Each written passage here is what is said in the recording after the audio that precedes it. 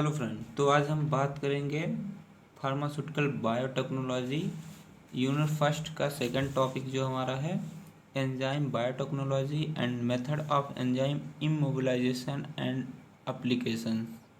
ये second topic जो दिया गया है इसके बारे में आज पूरा हम बात करेंगे, तो आप वीडियो को लास्ट तक बने रहिएगा, आपको ज़रूर से समझ में आएगा। इसकी जो पहले वाली टॉपिक है ऑलरेडी मैंने वीडियो अपलोड कर दिया है, डिस्क्रिप्शन में जाइए, वहाँ पे लिंक दिया गया है, वहाँ से जाके आप चेकआउट कर सकते हैं। ठीक और आप देखते रहिएगा पूरा एकदम लास्ट तक। तो एंजाइम पहले हम समझ लेते हैं, एंजाइम फिर समझते हैं बायोटेक्नोलॉजी। एंजाइम जो होता है, एंजाइम आप पढ़ते ही चले आ रहे हैं। एंजाइम जो हमारा एक प्रकार का क्या है, बायोकैटालिस्ट के रूप में यूज करते हैं। ठीक है, बायोकैटालिस्ट का मतलब है यह किसी भी केमिकल रिएक्शन को क्या करता है, इन्हेंस कर देता है, बढ़ा देता है। ठीक है, और जो एंजाइम है, एंजाइम कहाँ से मिलता है, लिविंग ऑर्गेनिज्म से, लिविंग सेल जैसे प्लांट हो गया, एनिमल हो गया, माइक्रो ऑर्गेनिज्म हो गया, इन सब से हमारा एंजाइम मिलता है। ठीक है, आगे आप पढ़ेंगे आपको अच्छे से समझ में आएगा। जो हमारा ई वाला टॉपिक दिया गया है उसमें आप पढ़ेंगे कैसे कैसे माइक्रो ऑर्गेनिज्म से एंजाइम को निकाला जाता है। ठीक, जो और हमारा जो बायोटेक्नोलॉजी होता है, बायोटेक्नोलॉजी आप इसके पहले वाले वीडियो में भी देखेंगे। बायोटेक्नोलॉजी इसको कहते हैं जिसमें हम, बायो का मतलब होता है लिविंग ऑर्गेनिज्म, जिसमें हम लिविंग ऑर्गेनिज्म का यूज़ करके कोई न्यू प्रोडक्ट बनाते हैं। जैसे न्यू प्रोडक्ट में हमारा आ गया एंटीबायोटिक, आ गया हार्मोन्स, आ गया पेस्टिसाइड्स, हो गया प्रोटीन्स, हो गया, ये सब हमारे आते हैं बायोटेक्नोलॉजी में। ठीक है, तो हमारा इसमें पहला जो पॉइंट लिखा गया है, इसमें जो आल एंजाइम होते हैं, आल एंजाइम किसके बने होते हैं, प्रोटीन के बने होते हैं। ठीक है, आपको पता है, लेकिन इसमें एक बात आपको ज़रूर से ध्यान रखना है, आल प्रोटीन एंजाइम नहीं होते हैं, लेकिन आल एंजाइम जो है प्रोटीन होता है। ठीक, फिर हमारा सेकंड हमारा जो पॉइंट दिया गया है कि जो एंजाइम है, एंजाइम का यूज़ हम कर रहे हैं टूल्स के रूप में, किसके लिए, इंडस्ट्री, फार्मास्यूटिकल, एग्रीकल्चर एंड और मेडिसिन के लिए। ठीक है, फिर हमारा जो तीसरा टॉपिक दिया, तीसरा जो हमारा पॉइंट दिया गया है, एंजाइम जो होता है सॉल्युबल होता है, एमॉर्फस होता है। एमॉर्फस का मतलब आपको पता है, पहले भी पढ़े थे। ठीक है, कोलाइडल, प्रोटेनियस, बायोएक्टिव, ऑर्गेनिक कैटालिस्ट है। मैंने अभी बताया कि ये हमारा एंजाइम जो होता है बायोलॉजिकल कैटालिस्ट होता है, जो किसी भी रेट आप किसी भी रिएक्शन को इन्हेंस करता है, बढ़ा देता है। ठीक है, प्रोड्यूस बाय लिविंग ऑर्गेनिज्म, अभी पहले मैंने बताया है कि ये लिविंग ऑर्गेनिज्म, लिविंग सेल से क्या होती है, प्रोड्यूस होती है। फिर हमारा जो अगला पॉइंट दिया गया है, ये हमारा क्या है, प्रोटीनियस कंपाउंड है, ऊपर अभी आप देखे हैं। ठीक है, प्रोटीनियस कंपाउंड है, इसमें जो पॉलीपेप्टाइड चेन होती है, कई पॉलीपेप्टाइड चेन आपस में जुड़कर क्या बनाती है, हमारी प्रोटीन बनाती। प्रोटीन को ही हम बोलते हैं प्रोटीन को ही बोलते हैं हम क्या, एंजाइम बोलते हैं। जैसे देख लीजिए, ये हमारा मान लीजिए ए मतलब एमिनो एसिड मैं लिख रहा हूँ। ठीक है, जैसे ये सब एमिनो एसिड हो गया, ये मान लीजिए एमिनो एसिड का एक चेन ए हो गया। ठीक है, एक चेन, और एक चेन हमारा मान लीजिए ऐसे मैं बना दे रहा हूँ, एक चेन हमारा ए है। ठीक है, एक चेन ए, देखो हमने यहाँ पे लिखा मोर एसोसिएटेड पॉलीपेप्टाइड चेन। जब कई पॉलीपेप्टाइड चेन ऐसे आपस में मिल जाएंगे तो हमारा क्या बन जाएगा, प्रोटीन। ठीक है, आपको ये याद रखना है कि प्रोटीन की जो यूनिट होती है उसको बोलते हैं एमिनो एसिड। ठीक है, एमिनो एसिड से ही मिलकर हमारे क्या बने होते हैं, प्रोटीन बने होते हैं, और प्रोटीन को क्या कहते हैं, हम एंजाइम बोलते हैं। ठीक, जो आपको यह भी देखना है, जो एमिनो एसिड, एक एमिनो एसिड ए है, एक एमिनो एसिड ए है। ठीक है, इनके बीच बीच का जो बॉन्ड है, इन दोनों को जो आपस में जोड़े है, उसे हम क्या कहेंगे, पॉलीपेप्टाइड बॉन्ड। ठीक है, पॉलीपेप्टाइड बॉन्ड कहेंगे। जो दो एमिनो एसिड को आपस में बांधा है उसको क्या कहेंगे, पॉलीपेप्टाइड बॉन्ड बोलेंगे। फिर हमारा जो अगला पॉइंट आता है, the catalytic activity of enzyme depend on L alpha amino acid. जो इसकी कैटालिटिक एक्टिविटी है एंजाइम की, वह किस पे डिपेंड करती है, एल अल्फा एमिनो एसिड। आगे आप पढ़ेंगे, जैसे कई मान लीजिए यहाँ पे लिखा है सीक्वेंस एंड पेप्टाइड बॉन्ड। यहाँ पे देखिए हमने बना भी दिया है इसके बीच के जैसे ये हमारा सब एमिनो एसिड है, एमिनो एसिड है, इनके बीच के बॉन्ड को क्या बोलेंगे हम? पेप्टाइड बॉन्ड बोलेंगे। ठीक है, ये एमिनो एसिड का सीक्वेंस है, इसके बीच का जो ए है इसको हम पेप्टाइड बॉन्ड बोलेंगे। इसमें अगला पॉइंट देख लीजिए जो हमारा यहाँ पे देख के लिखा गया है, प्राइमरी, सेकेंडरी और टर्सरी और क्वाटरनरी जो स्ट्रक्चर होता है एंजाइम का, वह कैटालिटिक एक्टिविटी शो करने के लिए इम्पॉर्टेंट होता है। ठीक है, फिर हमारा जो अगला पॉइंट होता है, जो एंजाइम होता है इसको हम होलो एंजाइम कहते हैं। होलो एंजाइम यहाँ पे आप ये वाला डायग्राम बना सकते हैं, लेकिन मैं एक दूसरा बताने जा रहा हूँ, वेरी इंपॉर्टेंट, ऐसे ये वाला बनाइएगा आप। ठीक है, होलो एंजाइम देखो, होलो एंजाइम जो होता है एपो एंजाइम एंड कोफैक्टर से मिलके बना होता है। जो हमारा एपो एंजाइम है ये प्रोटीन पार्ट होता है, प्रोटीन पोर्शन होता है, और कोफैक्टर हमारा नॉन प्रोटीन पोर्शन होता है। ठीक है, जो यहाँ पे देख लीजिए, ये मान लीजिए हमारा क्या है, एपो एंजाइम है, एपो एंजाइम है, ये हमारा क्या है, कोफैक्टर है, कोफैक्टर। जब ये दोनों आपस में जुड़ेंगे तो हमारा क्या बनाएंगे, होलो एंजाइम बनाएंगे। ठीक है, आई होप आपको समझ में आ गया होगा। और फिर जो हमारा कोफैक्टर है इसमें 3 पार्ट आते हैं। एक हमारा प्रोस्टैटिक ग्रुप, प्रोस्टैटिक ग्रुप जैसे कोई भी, अभी मैं आगे बताऊंगा, जैसे कोई भी एपो एंजाइम से कोई भी हमारा कोफैक्टर बाइंड करता है तो ये हमेशा एकदम टाइटली बाइंड कर लेगा। ठीक है, टाइटली बाइंड मतलब ये छोड़ेगा नहीं, एक दूसरे के ऐसे कितना भी छोड़ाएं छोड़ेगा नहीं। ठीक है, टाइटली बाइंड कर लेंगे। ठीक है, उसको बोलेंगे प्रोस्टैटिक ग्रुप। और हमारा कोएंजाइम, ये हमारा क्या होता है, ऑर्गेनिक कंपाउंड होता है। ठीक है, यह है, मतलब देखिए यहाँ पे लिखिए, यह तभी एपो एंजाइम से जुड़ता है जब होलो एंजाइम की ज़रूरत पड़ती। नहीं तो ये जानते एक कहावत है कि छुट्टा सांड। ठीक है, जब जब इसका मन करेगा एपो होलो एंजाइम से सॉरी, जब यह एपो एंजाइम से तभी जुड़ेगा जब होलो एंजाइम बनाने की ज़रूरत पड़ेगी। ठीक है, तभी ये जुड़ेगा। और मेटल्स आयन है हमारे यहाँ। ठीक है, इसमें देखिए एग्जाम्पल में मैंने लिख दिया हीमे, हीमे का मतलब मैं आगे बताऊंगा। ठीक है, इसमें देखिए कैटालिस आ गया पर ऑक्सीडेज एंजाइम। ठीक है, और इसमें हमारे NAD, नेट का मतलब है निकोटिनामाइड एडेनिन डाई न्यूक्लियोटाइड। जो निकोटिनामाइड जो होता है निकोटिनिक एसिड से मिलके बना होता है। निकोटिनिक एसिड में मतलब देखिए हम निकोटिनिक एसिड किसको बोलते हैं, विटामिन B3 को बोलते हैं। ठीक है, आई होप आपको ये समझ में आ गया होगा, आप इसको पूरा बना लीजिएगा। ठीक है, फिर देखिए आगे आगे हमारा आता है,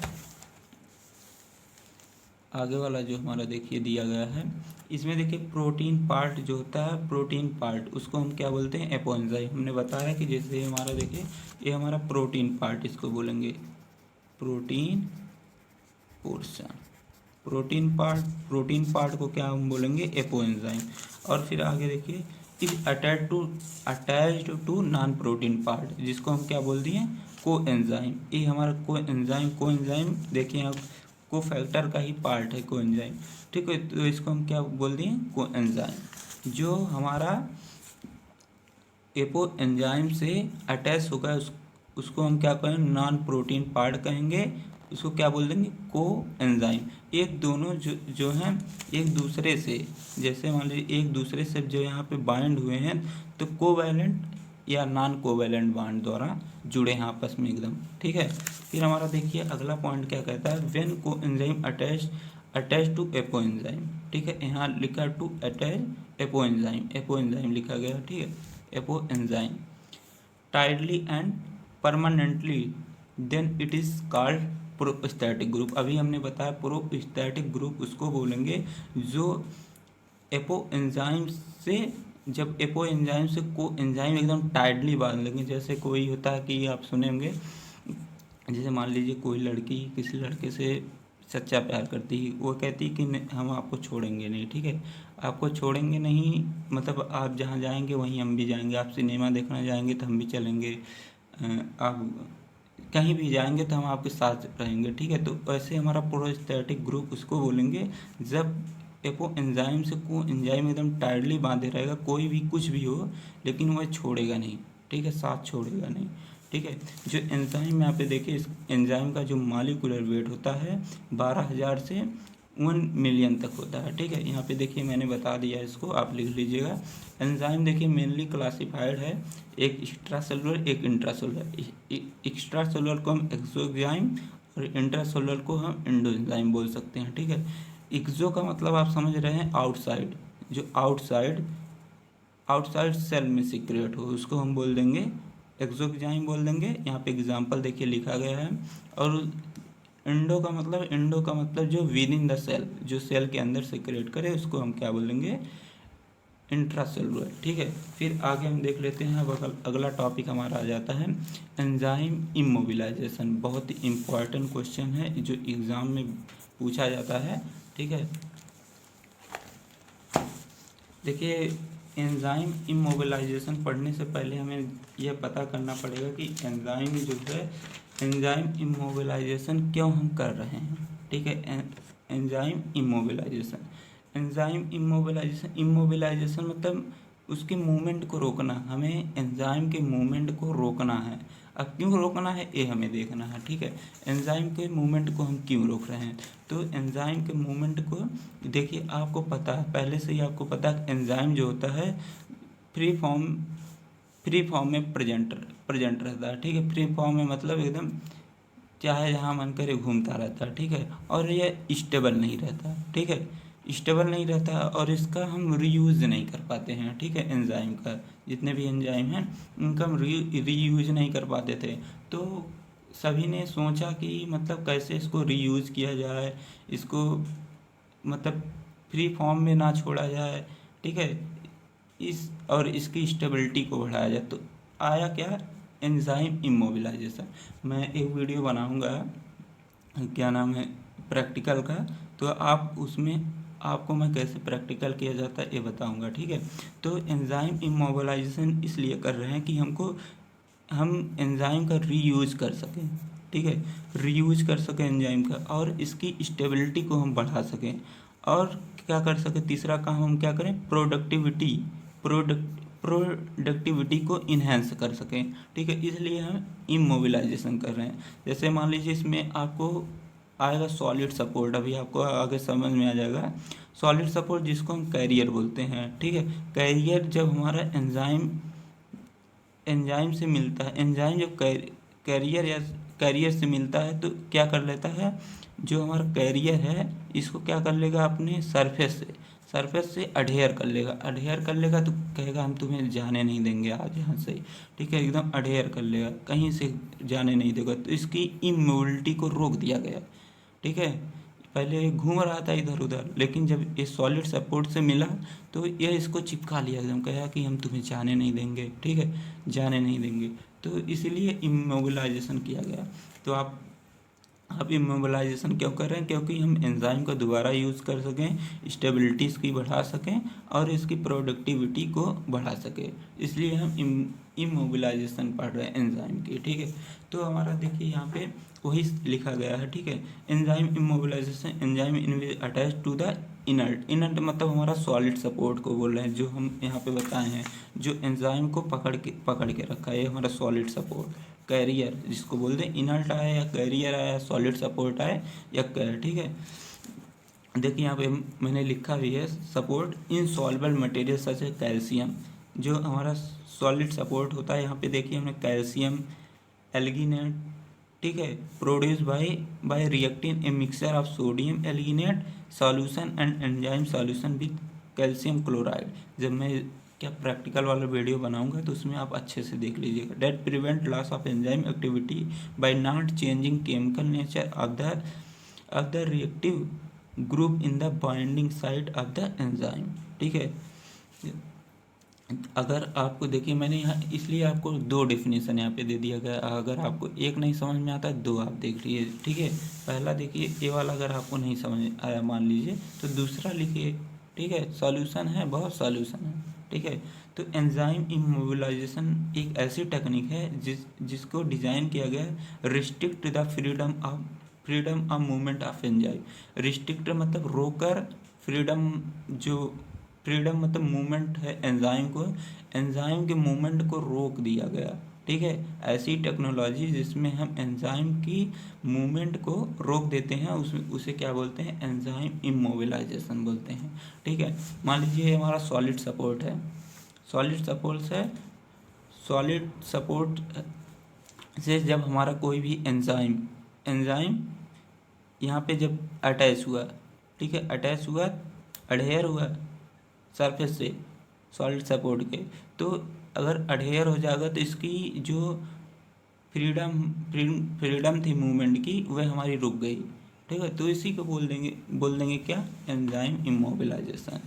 ठीक है, एंजाइम इमोबिलाइजेशन की जो टेक्निक है किसने लाई थी, एस्परजिलस ऑर्जी एसाइलेस। ठीक है, इन्होंने एल एमिनो एसिड का प्रोडक्शन किया था सबसे पहले कहाँ, इंडस्ट्री में।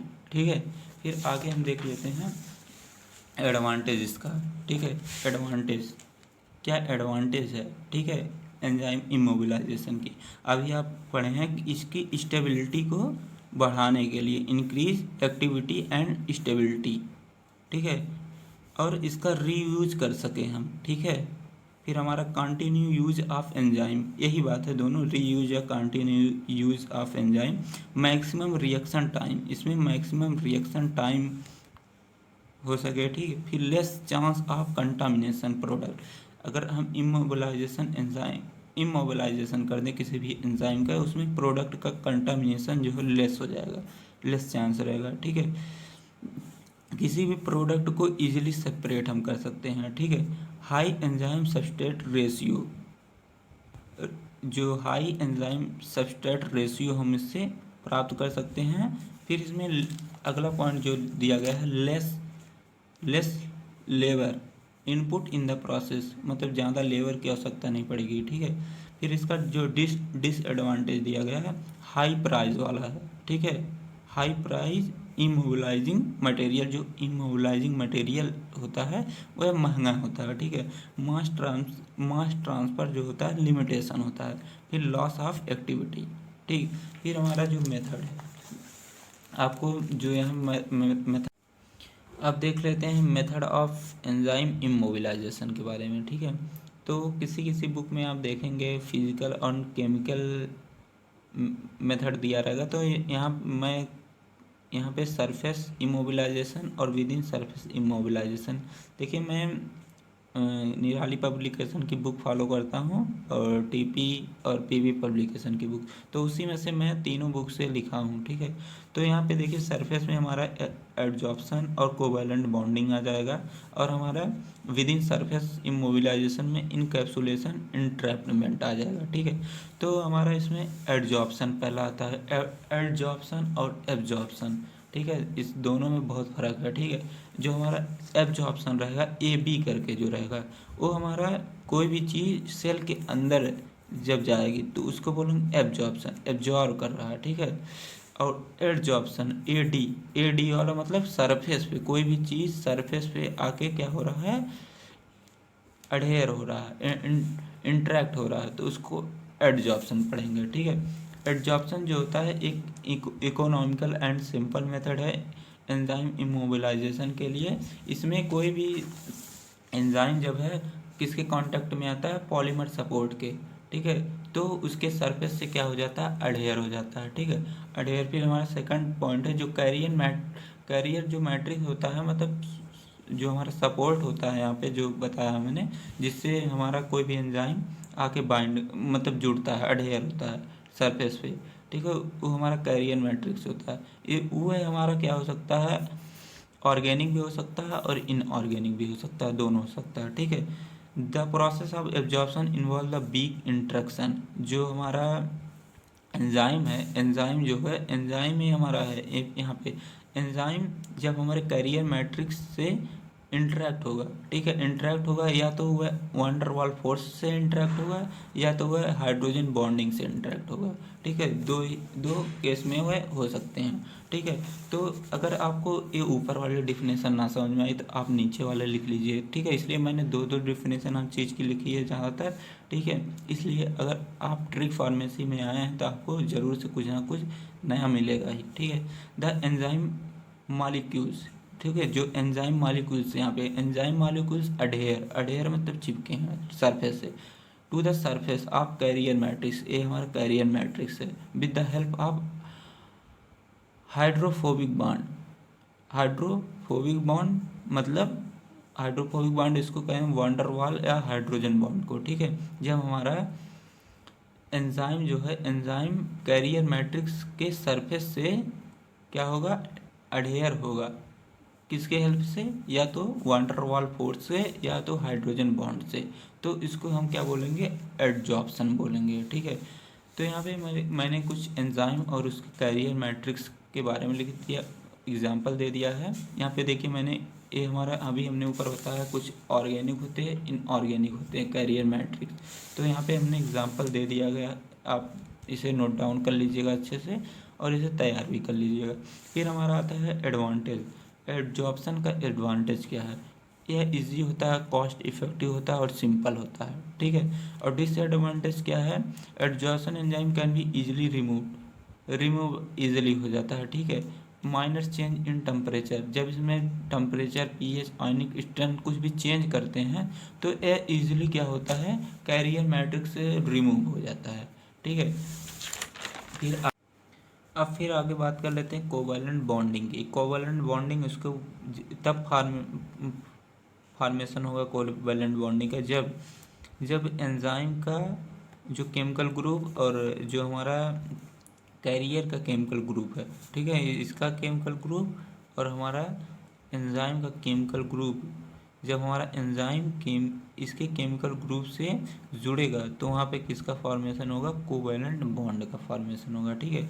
The formation of covalent bond with the side chain of the amino acid, मतलब एंजाइम में ही हमारा एमिनो एसिड होता है, इसका side chain in the enzyme various group are, और इसका वेरियस ग्रुप जैसे यहाँ पे ऑक्साइड, सल्फाइड दिया है,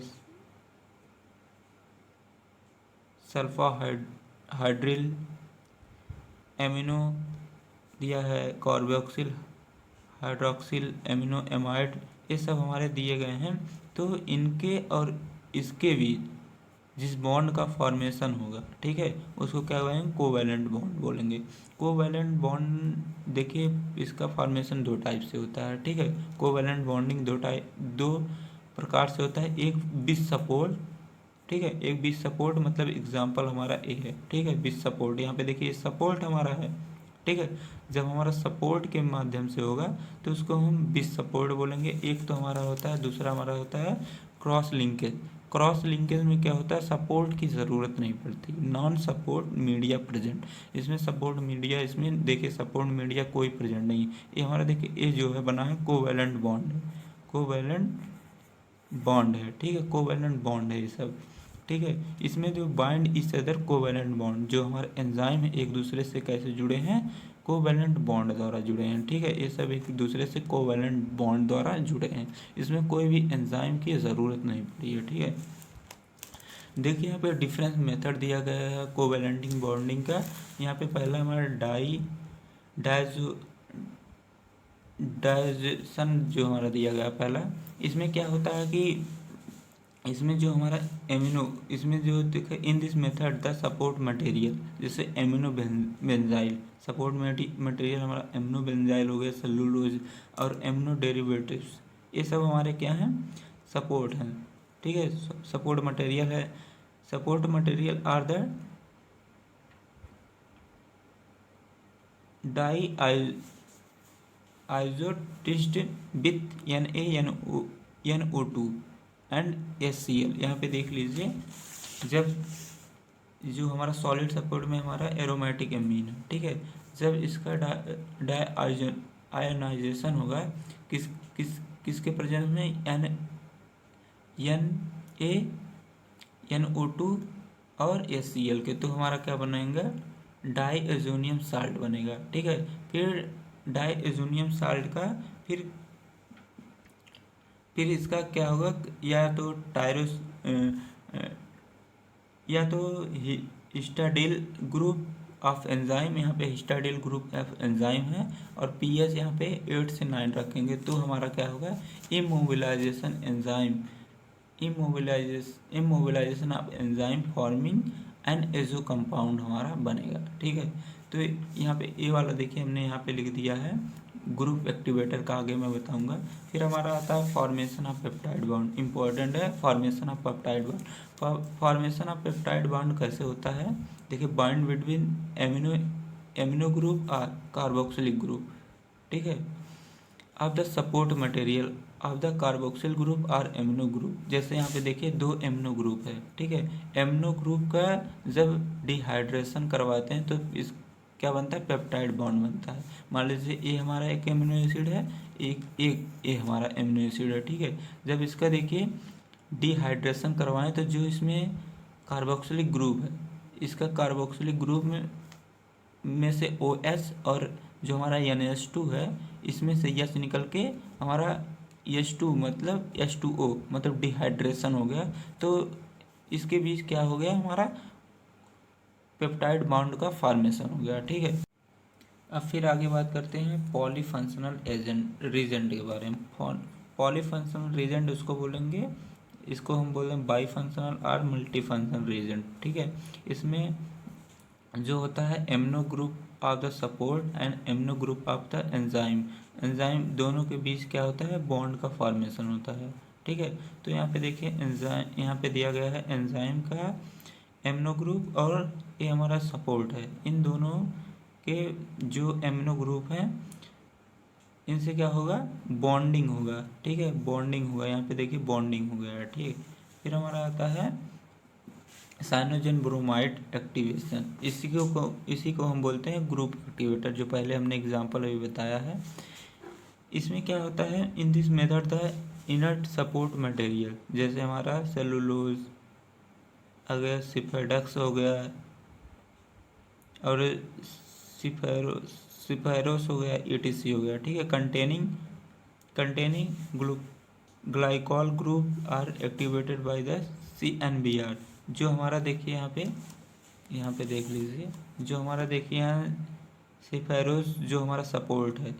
ठीक है, सपोर्ट है, यह जब हमारा साइनोजन ब्रोमाइड से क्या करेगा, यहाँ पे देख लीजिए एक्टिवेटेड होगा। ठीक है, तो जो हमारा यहाँ पे हमारा साइनेट एस्टर बन जाएगा। ठीक है, साइनेट एस्टर बनने के बाद हमारा क्या होगा, इसके बाद हमारा बनेगा एमिनो कार्बोनिक एसिड बनेगा। ठीक है, जो रिएक्टिव रहेगा। फिर इससे जब जो हमारा एंजाइम जब बाइंड करेगा तो हमारा क्या हो जाएगा, इमोबिलाइज एंजाइम मिल जाएगा। ठीक है, फिर आगे बात कर लेते हैं इनकैप्सुलेशन और माइक्रो कैप्सुलेशन भी इसको बोलते हैं। ठीक है, देखिए यहाँ इनकैप्सुलेशन में क्या होता है कि कोई भी सेमी परमिएबल मेम्ब्रेन होती है, सेमी परमिएबल मेम्ब्रेन ये जो होता है, एक बात पहले सुन लीजिए, जो इनकैप्सुलेशन होता है यह क्या है, हमारा विदिन मतलब सेल के अंदर, जब एंजाइम सेल के अंदर जाएगा। ठीक है, तो उसी बोलेंगे इनकैप्सुलेशन। यहाँ पे देखिए सेमी परमिएबल मेम्ब्रेन है हमारा है ऊपर वाला जो ब्लैक कलर से, तो इसके अंदर क्या हमारा क्या हो गया, क्या गया है, एंजाइम गया, तो इसी को बोलेंगे इनकैप्सुलेशन। तो यहाँ पे लिख दिया directly attach to the support, यहाँ पे डायरेक्टली अटैच नहीं होता सपोर्ट से, यहाँ पे देखिए। ठीक है, यहाँ पे क्या होता है, ऐसी टेक्निक है जिसमें इंट्रैप्ट होता है inside the semi permeable membrane, जब एंजाइम सेमी परमिएबल मेम्ब्रेन को डिफ्यूज़न के द्वारा पार करके किसमें चली जाएगी, सेमी परमिएबल के अंदर इंट्रैप्ट हो जाएगी, तो उसे बोलेंगे इनकैप्सुलेशन बोलेंगे। ठीक है, जब इनकैप्सुलेशन बोल दिया। ठीक है, यहाँ पे देखिए जब मैट्रिक्स को पार करके जाएगी तब भी यही बोलेंगे। ठीक है, यह जो हमारा है यह चीफ और हमारा सिंपल होता है, इसका एडवांटेज बता रहा हूँ मैं। ठीक ठीक है। और इसका जो डिसएडवांटेज है, नॉट अप्लीकेबल या टेक्निक, ठीक है, अप्लीकेबल नहीं है। During the process of immobilization enzyme में भी इनएक्टिवेट हो जाती है, ठीक है। और फिर हम देख लेते हैं इंट्रैपमेंट में कोई भी एंजाइम जो है, एंजाइम क्या है, इंट्रैप्ट हो जाता है किसमें, या तो सूटेबल जेल में या फाइबर के अंदर। यहाँ पे देखिए इंट्रैप्ट हुआ है जेल के अंदर, ठीक है, इंट्रैप्ट हुआ है फाइबर के अंदर एंजाइम हमारा, ठीक है। जब इसके अंदर इंट्रैप्ट हो जाएगा तो जो एंजाइम की है मोबिलिटी को इमोबल किया जा सकता है, ठीक है, मोबिलिटी को रोका जा सकता है, ठीक है, जिससे इसका रिड्यूस हो, इसकी स्टेबिलिटी बढ़े, ठीक है, और प्रोडक्टिविटी भी बढ़े, ठीक है। फिर हमारा material use for the interrupting और एंजाइम इंक्लूड पॉलीसाइक्लोनामाइड जेल, ये जो अभी मैंने पीछे बताया, ठीक है। इसका एडवांटेज जो है, जो इंटरपमेंट है, ये कॉस्ट जो है लो होता है, इंडस्ट्रियल यूजफुल होता है और रीयूज मेनी टाइम्स कर सकते हैं, ठीक है। इसका जो डिसएडवांटेज है क्या है, प्रिपरेशन इज डिफ़िकल्ट, इसका प्रिपरेशन डिफ़िकल्ट है, लैक ऑफ कंट्रोल, ठीक है। फिर हमारा क्या है, द एंजाइम में भी लीक फ्रॉम द पोर्स से क्या होती है, लीक हो जाती है, ठीक है, एंजाइम कभी कभी, इससे मतलब इमोबिलाइजेशन अच्छे से नहीं होता है, ठीक है। एप्लीकेशन अब देख लेते हैं। एप्लीकेशन पहला हमारा इंडस्ट्रियल प्रोसेस में जैसे प्रोडक्शन करने के लिए एंटीबायोटिक का, स्टेरॉयड का और एमिनो एसिड और फार्मास्यूटिकल इंडस्ट्री में और होता है, ठीक है। फिर हमारा फूड इंडस्ट्री में जैसे प्रोडक्शन करने के लिए किसका, जैम का, जेलिस का, सिरप का, ठीक है, किसके फॉर्म में, फ्रूट एंड वेजिटेबल से क्या एंजाइम इमोबिलाइजेशन की हेल्प से क्या करते हैं, फ्रूट और वेजिटेबल से जैम, जेली और सिरप हम बनाने का काम करते हैं। फिर हमारा अगला है